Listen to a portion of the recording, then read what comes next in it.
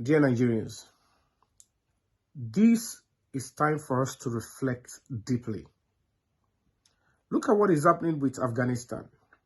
I have heard a lot of people react as if the security of Nigeria is nothing to affect them. That whatever the case may be, it is what it is. A lot of people are actually banking on the fact that if anything should happen, America, UK will open their borders. Seller, think about it. Nigeria's population is allegedly over 200 million. And if that is our population, let's take, for instance, we messed up with the internal security and there is rancor. Do you think America can accommodate 50 million Nigerians in 1 year? It means in that 1 year, if they have 50 million Nigerians who are undocumented, whose background and security backgrounds they don't know, they would have to create jobs, create accommodation, and of course, create additional social basic amenities, increase the police and stuff like that. The truth is, can they provide for the 50 million people in 1 year? That is the only country that can accept that large number. If Canada wants to take maybe 5 million, UK 5 million, Germany 5 million, by the time you get to about 30 countries, you realize that there will still be close to 50 to 60 million left. So why are we not taking our own internal security seriously? I am going to appeal to all our leaders. Trust me, you guys are brilliant. You are interested. You put yourself down to serve. But there is that lacuna. You need an up and doing masses.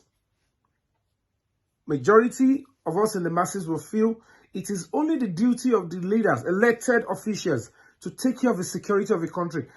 And we keep blaming the leadership. I know we need the masses. And that is why I am appealing. Let us take the security, internal security, very seriously. And we have to do something quickly.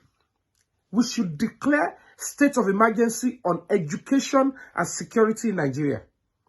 If we will have to tools down to states policing, it is very important. But before then, before that could cause chaos, let us work on giving this country an effective national emergency number and harmonized database. Add that with standard education, not the education that is including mathematics, English, geography, calculuses, further mathematics. All those subjects, all those education is to exercise the brain and make it very, very active.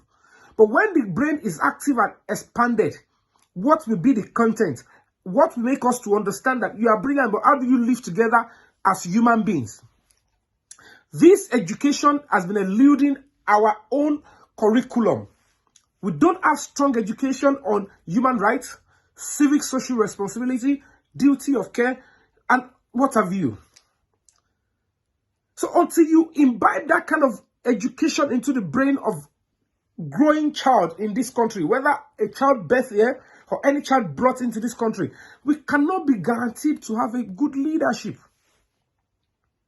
It is only a country that invests properly in children with the right education and right values can be guaranteed of quality leadership. We cannot be deceiving ourselves. Our leaders, majority of them really want to do something. They see it outside. But to actually get cooperation from the masses is going to be very difficult. When you explain this way, they will just feel like we didn't ask you for all that. Because we are only concerned about the physical poverty. The mental poverty is crucial. Take a critical look into our education as well as the security. Nigeria will beat Dubai in the next 10 years. Just gift this country national emergency number and let it be effective. Improve on our policing.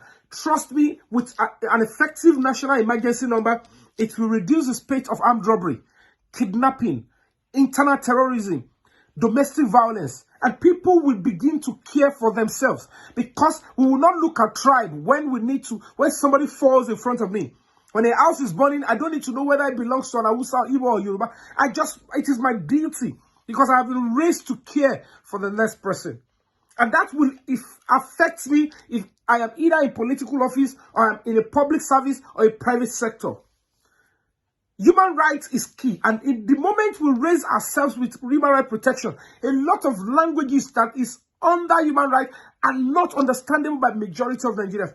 Majority of Nigerians don't know their rights. They cannot defend it. Even those that should protect their rights, those that are in public offices, those that are entrusted with public positions and powers, they are the one even abusing human rights. It is because all of us are not properly raised in this direction. And that is one of the reasons why there is serious problem with security in this country.